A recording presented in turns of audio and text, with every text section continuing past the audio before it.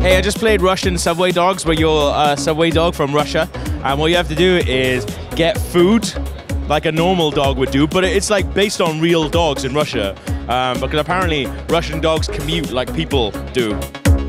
So you've got to bark at people to get their sandwiches off them, but then also, some of them are carrying vodka, because Russian people like vodka, I guess, and the vodka blows up and scares other dogs away, but it also cooks sandwiches, so you can do that as well.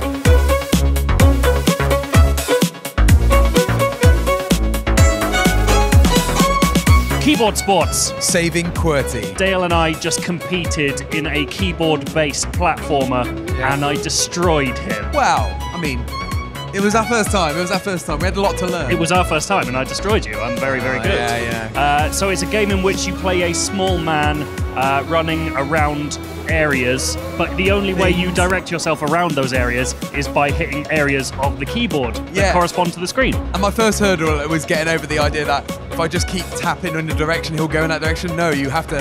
So if you want to get out and it's in the lower corner, you have to use the shift key. I very quickly became a sort of piano maestro of the keyboard, spinning across the keys, making him weave and dodge and turn. It's got a lot finer controls than you would expect for something that's based on keyboard play. So what was your favourite level?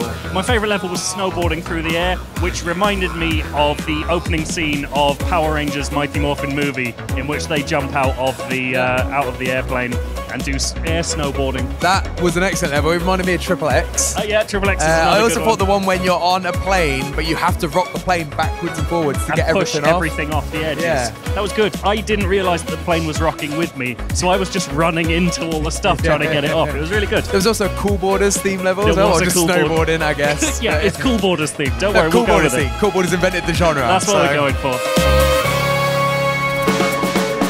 So I just played a VR game called Blind, and the idea behind it is probably one of the coolest ideas I've seen behind any VR game, where essentially you're playing as someone who has recently become blind. So the only way to find your way around is by using your additional senses. So you get a cane at one point, which you can tap on the walls and use the sounds around you and how that affects your location to, I don't know, mirror where you are in the room. And it's little things that you don't really realize. So when I tapped my cane, I could see that there was a picture on a countertop, but all I could do was see that it was a picture. I couldn't actually see what the picture was.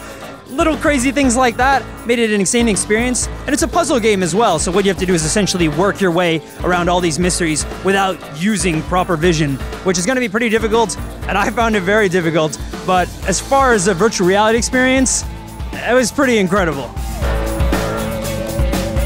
Semblance, a game in which the world is your tool.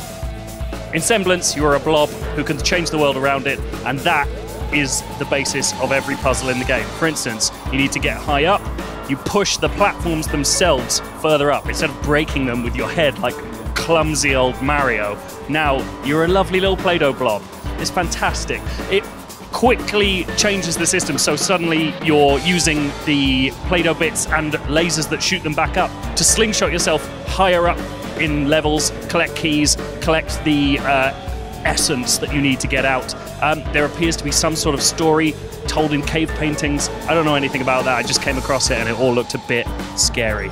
Semblance looks brilliant.